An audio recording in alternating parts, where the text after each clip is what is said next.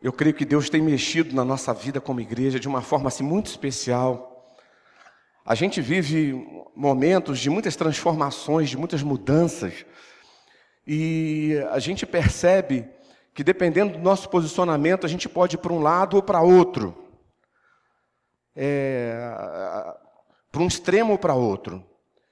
Já foi um tempo que a espiritualidade na igreja era confundida com alguns sinais. Então, se você não tivesse alguns sinais na tua vida, você não era considerado uma pessoa espiritual. Não é verdade?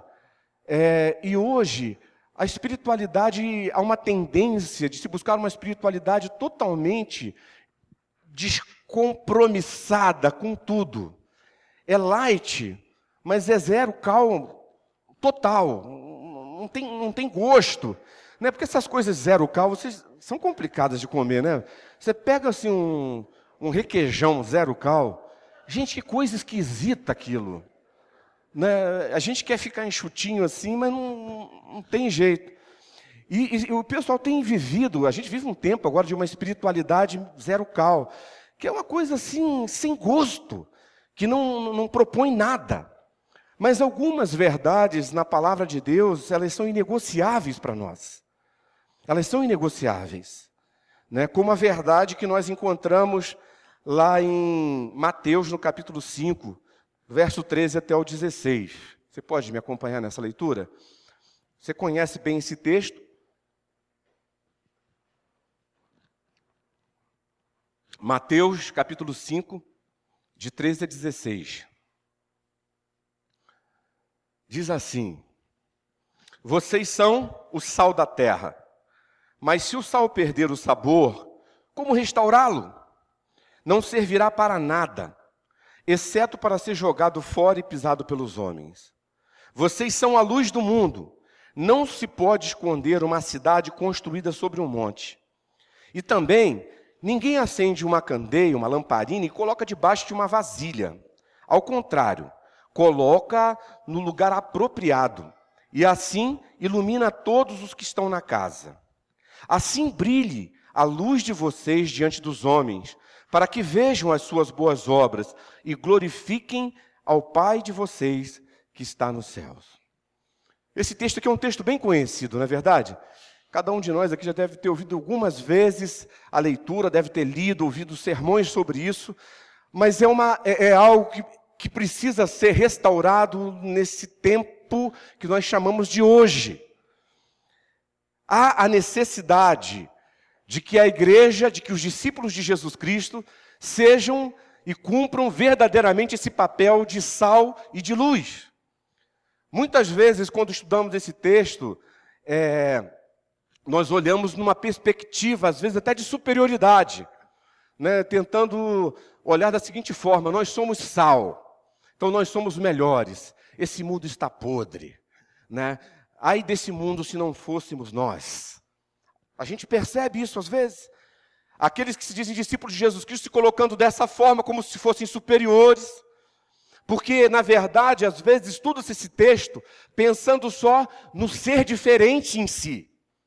Mas a ideia do ser sal, ela é mais e ser luz, é mais profunda do que simplesmente ser diferente.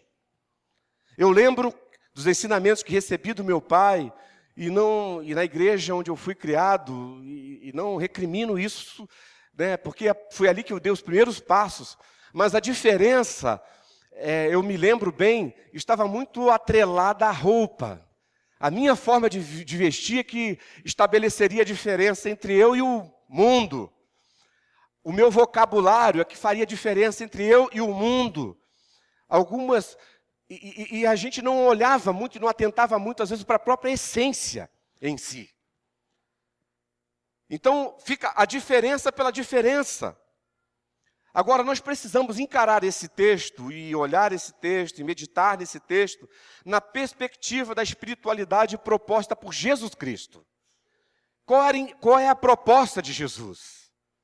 Às vezes nós criamos muitos conceitos de espiritualidade, né? Viver uma vida cristã saudável significa 2 pontos. Aí a gente coloca um monte de coisas. Normalmente começa assim: não faça isso, não fazer aquilo, não fazer aquilo outro. Ou até mesmo positivamente nós colocamos fazer aquilo, praticar aquilo, mas não se trabalha muito com a ideia do ser. Do ser.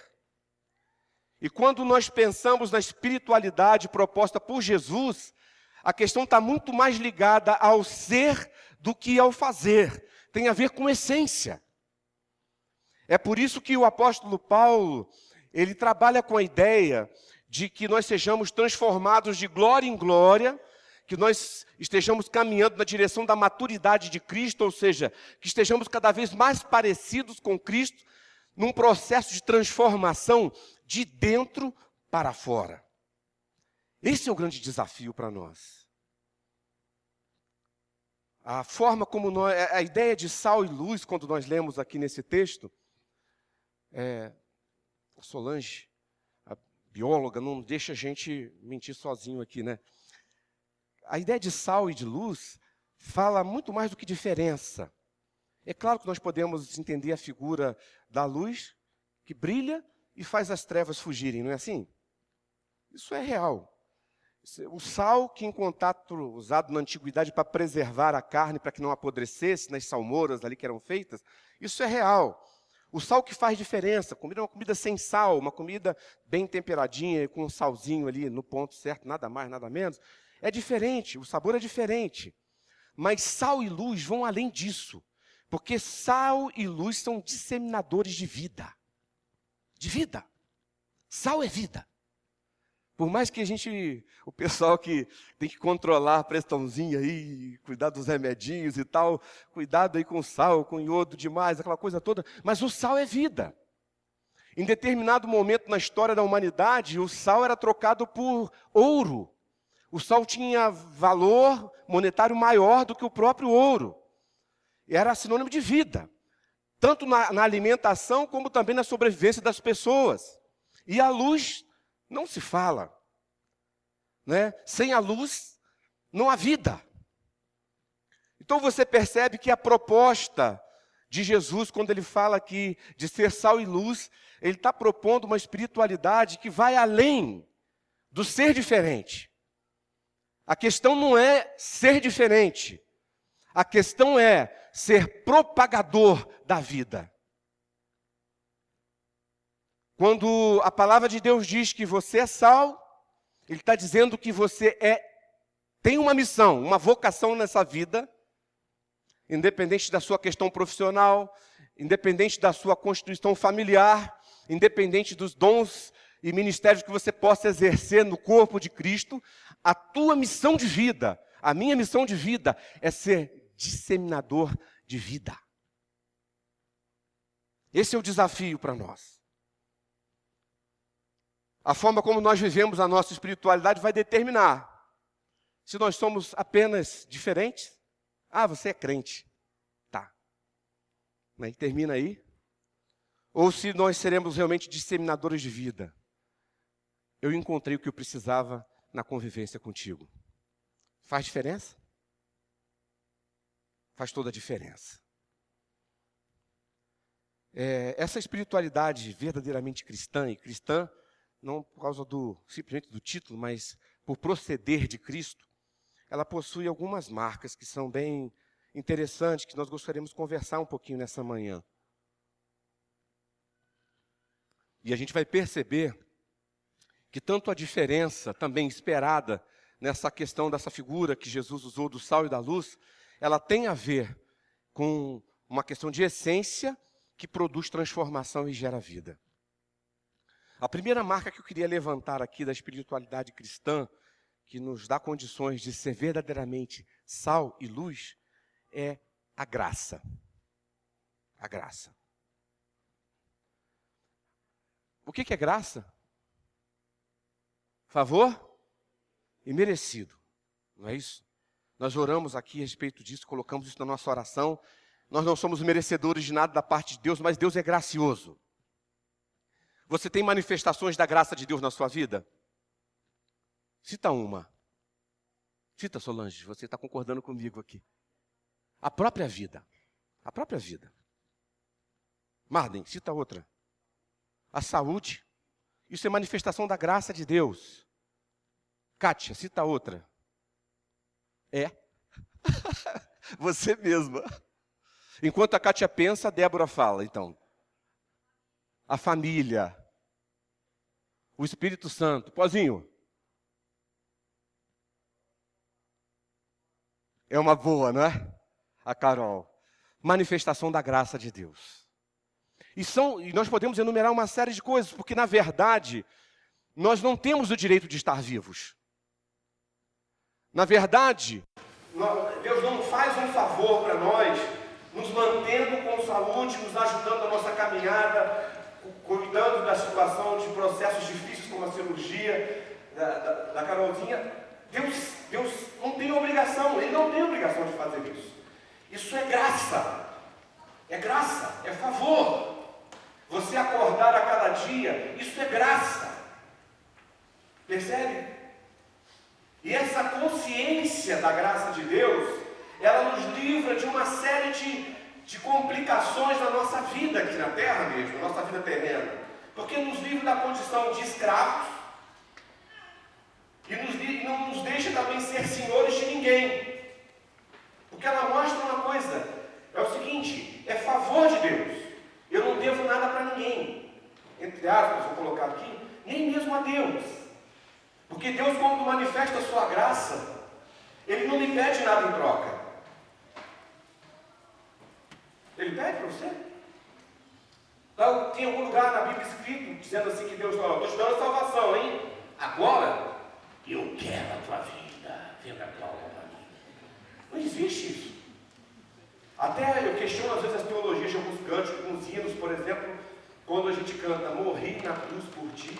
Sempre gostei desse hino. Mas depois a gente vai crescendo, ficando gente grande assim, aí você vai prestando atenção em algumas coisas, aí tem a pergunta lá, que fazes tu por mim? Deus nunca fez essa pergunta. E Ele não precisa que eu faça nada por Ele. Você percebe? Percebe isso? Isso está claro para você? Eu estou pondo minhoca na cabeça de vocês aqui. Está claro, irmãos? Não é heresia, não, é verdade. Então é puramente graça, então eu não sou escravo de ninguém. E da mesma forma, como tudo que eu sou, tenho e faço é fruto de graça, eu não sou senhor de ninguém. Entende? Eu não mando em ninguém. Porque esse atributo divino, que é meramente divino, que é essencialmente divino, que parte de Deus, Ele nos nivela e nos coloca na condição de iguais. Nenhum de nós aqui é melhor do que o outro. Os meus 20 e poucos anos aí de ministério pastoral não me torna melhor do que você em nada. Os 500 anos de presbiterato do Márcio Alvarenga não o torna, não o torna melhor do que ninguém aqui.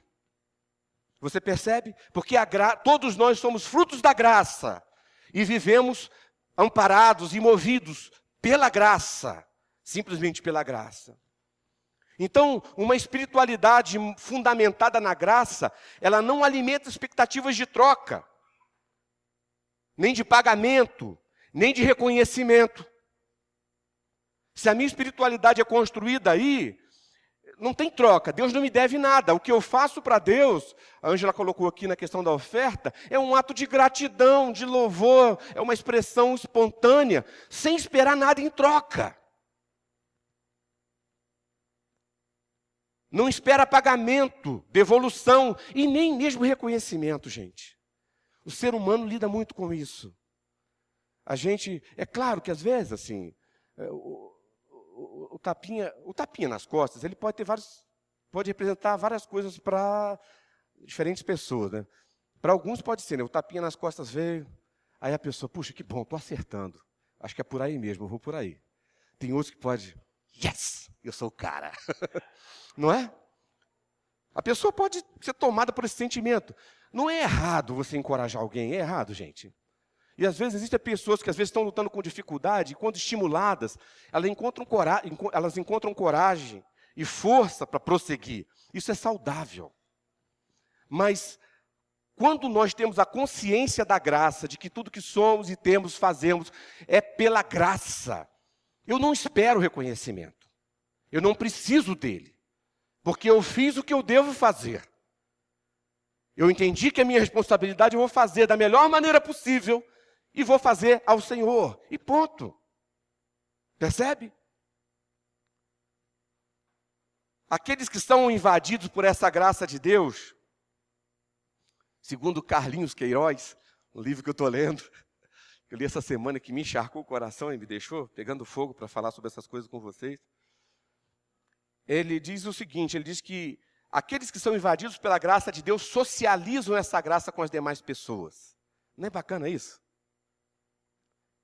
Eles não retêm a graça, eles socializam a graça. Ele chama isso de refluxo da graça. Achei bacana essa ideia. Você recebe e aquilo volta para os outros que estão à sua volta. Ou seja, você recebe graça e você age com graça.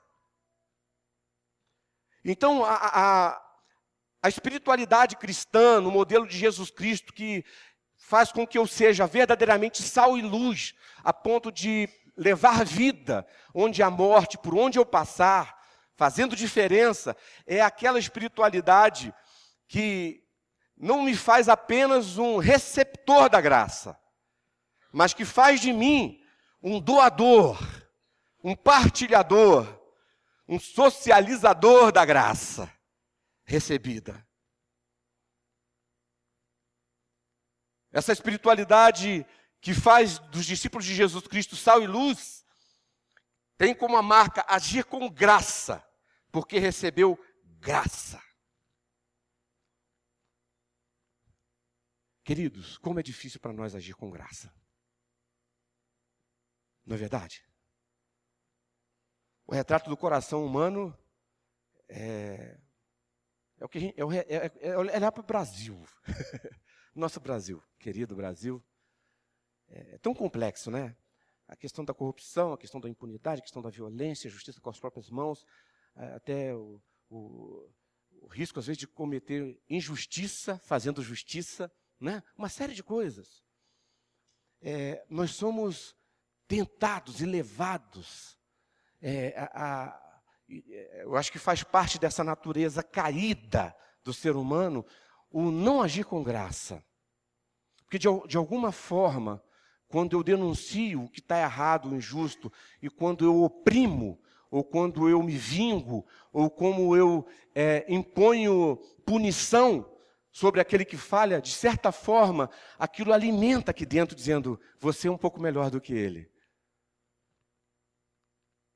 Mas a proposta aqui do discípulo, e é sal, leva vida, e é luz por levar vida, quando age com graça, quando não tem sangue nos olhos, mas a mesma graça que recebeu, dá. Gente, quem pecou essa semana aqui? Tem uma gente que não tem coragem de falar. Quem pecou, vou falar de novo, essa semana?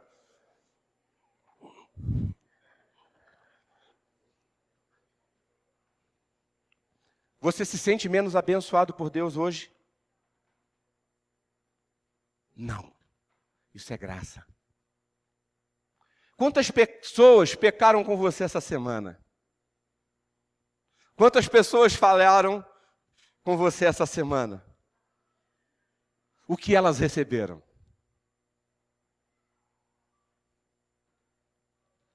Vamos para a próxima marca? A próxima marca dessa espiritualidade cristã, saudável, é o amor. Gente, teve uma vez, o meu cunhado, ele ficou um tempo no pastorado, hoje ele não está mais no pastorado, irmão da Keiko, e ele, teve uma época que ele trabalhava numa igreja, aí ele começou a pregar sobre 1 Coríntios 13, sobre o amor e falando sobre o amor. Pregou um domingo, pregou um outro, foram 4 domingos pregando sobre o mesmo texto. Aí no final, a pessoa chegou, pastor, o que foi? Você não tem outro sermão para pregar? Só aprendeu a fazer esse sermão, né? Ele pegou e falou assim, olha, quando a gente começar a praticar, a sinalizar a prática desse, eu mudo para o próximo. Não é? É interessante essa, não sei se isso dá muito certo, na verdade, mas é interessante essa lógica. Vocês devem ter percebido que ao longo da nossa caminhada aqui, várias vezes, amor faz parte do tópico daquilo que eu estou falando aqui com os irmãos. Porque não dá para você dissociar uma espiritualidade verdadeiramente cristã, que nos leva a ser verdadeiramente sal e luz, sem o amor. Não tem como. Né? A santidade que faz... Esse negócio de santidade assim, é complicado. Eu não sei se vocês passaram por isso. Eu tinha a coleção de vinil dos Beatles. É quase completinha. Quando eu me converti, falaram que aquilo era do diabo. Gente, que arrependimento, cara. Perdi tudo. Você vê que coisa? Porque não era santo, um servo de Deus ouvir Beatles. Que coisa feia, não é? Me arrependo até hoje. Vários do Pink Floyd, um monte de coisa boa, que eu abri mão. Eu falei, gente, que coisa absurda essa. Que conceito deturpado de santidade. Porque, na verdade, se você for pensar, esses conceitos deturpados de santidade, eles são mais fáceis de ser vividos. Ainda que com dor no coração, você se desfaz de uma música, de um disco, de um objeto, né? Seja o que for. Mas só que a santidade que fará diferença não é aquela que depende do alimento que comemos, dos bens que possuímos, ou da música que ouvimos, mas depende daquilo que doamos, dividimos, ou seja, da forma como nós amamos. É aí que está a diferença. Era isso que atraía as pessoas à igreja de Atos, da narrativa de Atos. Veja a forma como eles se amam. E aquilo atraía as pessoas. O diferencial, quando a igreja acordar para isso, percebe? Quando a igreja abrir os olhos e entender que é esse o caminho, que a estratégia... às vezes nós pensamos em tantas estratégias e tem estratégias que são caríssimas. Não é verdade? Vamos fazer uma conferência evangelística, convidar o pregador fulano de tal, porque quando ele prega, vem 200 pessoas no apelo dele. Aí a gente gasta uma grana, monta um negócio assim, daquelas 200 que foram à frente, fica meia. Às vezes acontece isso. Mas a estratégia não é o blá, blá, blá. A estratégia é o viver, é a forma como nós amamos. A verdadeira santidade ela não está ligada à obediência a leis.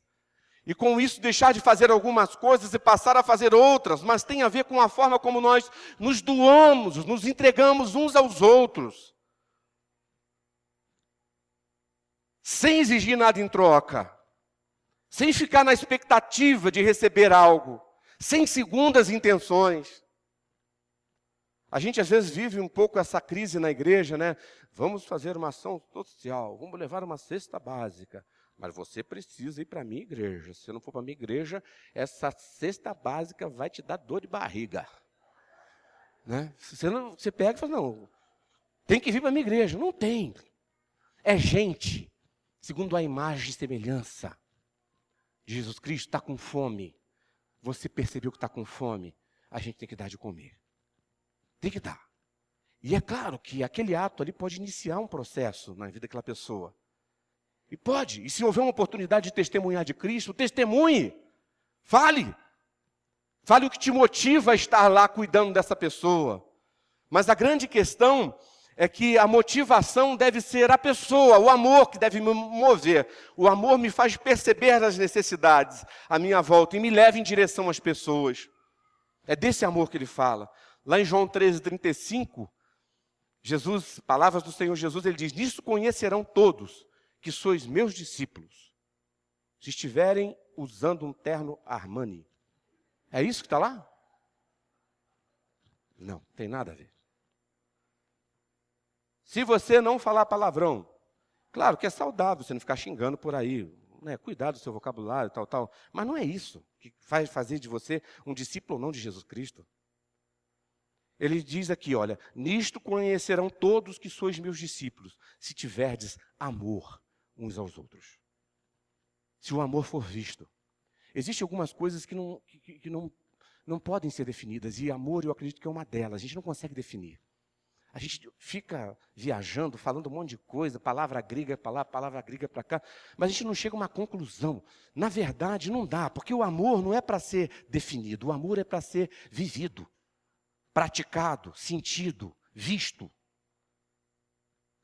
E esse é o desafio para uma igreja que pretende viver uma espiritualidade saudável e, de certa forma, se tornar sal e luz onde o Senhor a plantou.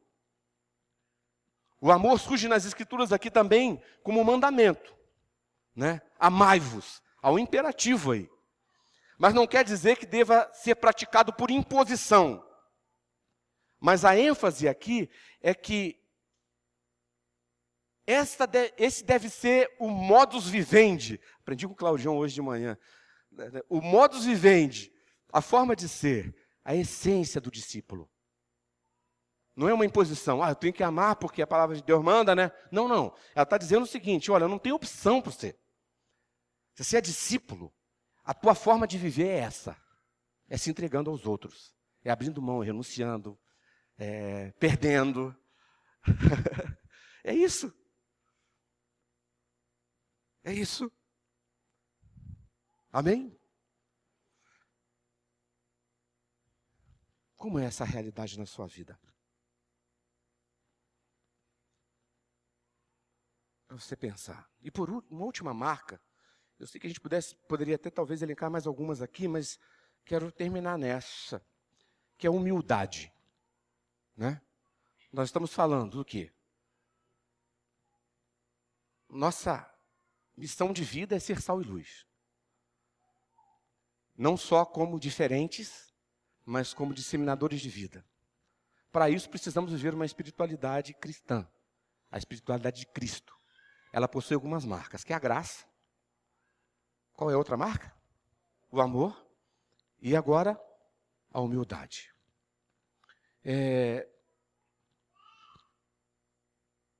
Ser humilde e simples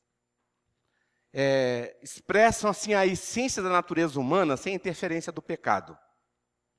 Porque humus, né, que está aqui antes, é raiz tanto da palavra humildade como da palavra humano. Então, ser humilde, na perspectiva do Evangelho, é ser humano no máximo das nossas possibilidades. É interessante essa definição, né? Aprendi também, assim, achei bem bacana, que vem da mesma raiz. Então, ser humilde, na perspectiva do Evangelho, é ser humano no máximo das nossas possibilidades. Então, para o reino de Deus, quanto mais humildes nós formos, mais humanos seremos. Né? E eu tenho dito aqui que, na verdade, quando Jesus nos resgatou, a intenção dele não é nos tornar semideuses. Não é verdade? Que, por exemplo, às vezes as pessoas, muitos de nós aqui foi ensinado dessa forma. Você tem que se tornar algo que não é possível tornar. Você às vezes se cobra, é pressionado, se frustra. Alguns até desistem da fé, porque eu não posso ser isso. Por quê? Por que isso? Porque às vezes cria-se a ideia de uma santidade de semideus. Sabe? E a gente começa a fingir. Fingir uma série de sentimentos, uma série até de sensações que são inerentes ao ser humano, normais. Atração física, por exemplo. Né? A pessoa tem que chegar num ponto, porque, tipo assim, sentir atração física pelo sexo oposto, né? Para um homem para uma outra mulher, mulher para um outro homem e tal, isso aí é pecado. A palavra de Deus fala o que é pecado, não fala? Está bem explicado lá. Mas isso é uma tendência natural no ser humano. Aí tem gente que parece que quer se tornar assexuado. Não, eu não sinto nada. Não existe isso. Nós somos humanos, transformados pela graça. Temos a palavra de Deus que nos indica o caminho, mas somos humanos. E nós nunca nos tornaremos semideuses.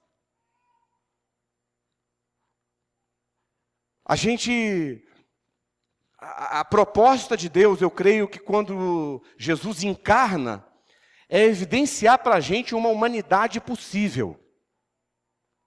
A humanidade perfeita, ideal, na direção da qual Ele vai nos levar. Ele está nos levando naquela direção. Percebe?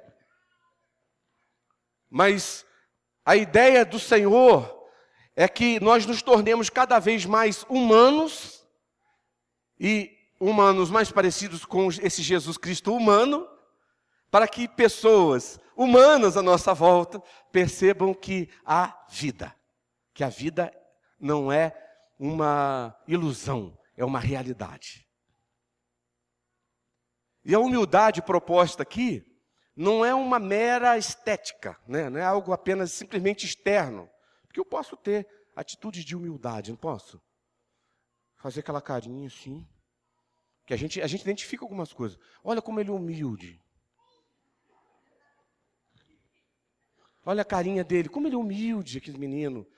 Né? Aí às vezes a pessoa não confronta.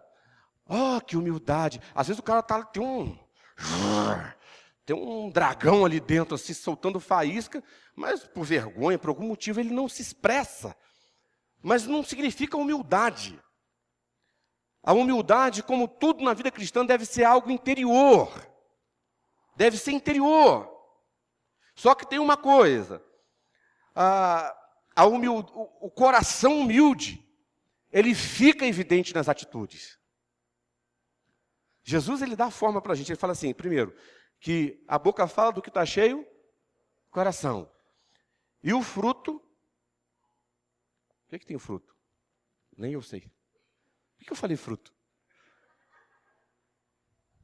Ah, não, você conhece a árvore pelo fruto. Tinha alguma coisa a ver, viu? Tinha alguma coisa a ver. Você conhece a árvore pelo fruto. Ele mostra para a gente de uma forma assim muito clara que não dá para enganar. Claudião, aquela frase que eu nunca consigo decorar. Cita para nós, vai. Isso.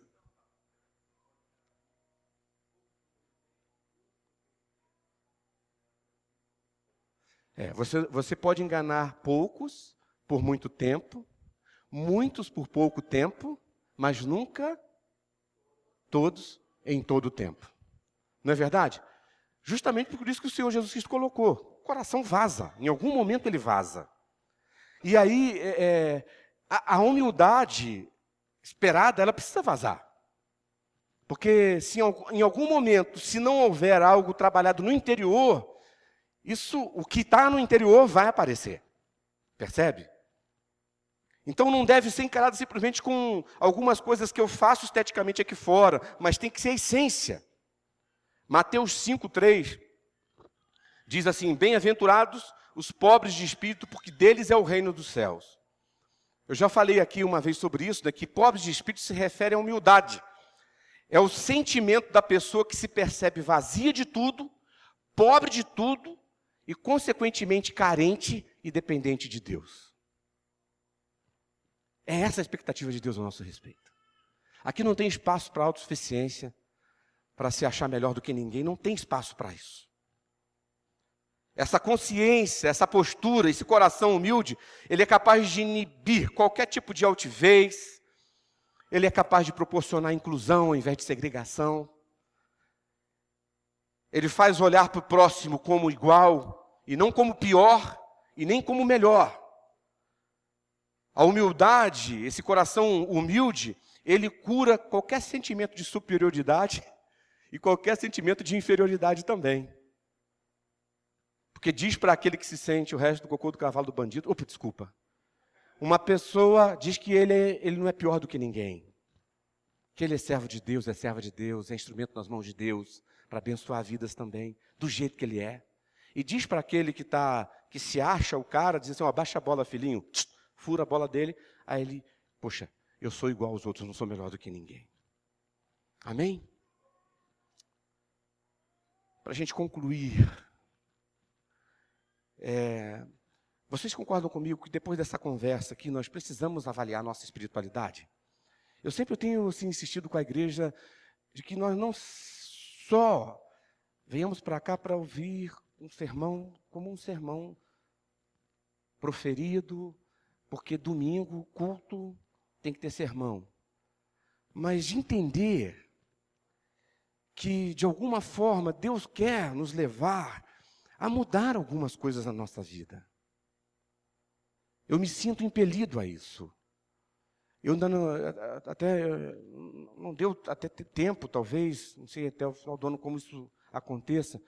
Eu saio, às vezes, com os meninos aqui, a gente vai na feira comer um pastel, vai almoçar junto ali. Na hora do almoço, tá, gente? A gente não fica só zanzando por aqui, a gente trabalha também, né? Rafael, o Danilo. Mas a gente... Aí eu vou passando, o Danilo fica falando, pô, você é candidato a quê? Né? Eu conheço um monte de gente aqui na rua, na lojinha, agora a Gabi também está nessa, né, Gabi? Porque eu tenho questionado a minha espiritualidade, sabe? Principalmente eu como pastor, vivo só no meio de crente, gente. E como que eu vou testemunhar do Evangelho de Jesus Cristo? Se eu não me envolver com as pessoas. A gente tem essa tendência de se proteger, mas a grande questão para nós é o seguinte, a gente pode cuidar uns dos outros, mas nós precisamos nos relacionar com essas pessoas que estão sem Cristo, porque elas precisam do amor de Deus. A minha espiritualidade, ela tem que me empurrar para fora dessa reunião. Ela tem que me deixar alegre com essa reunião, mas me empurrar para fora e entender que o bicho vai pegar mesmo amanhã.